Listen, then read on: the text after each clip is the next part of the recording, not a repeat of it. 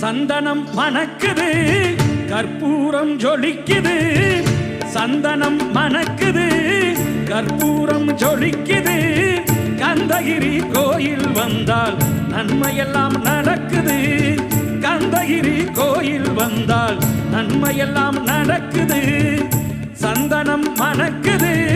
கற்பூரம் ஜொலிக்குது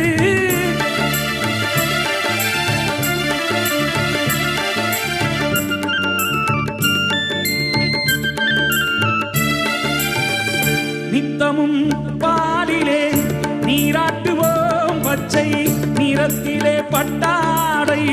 நாம் கட்டுவோம் நித்தமும் பாலிலே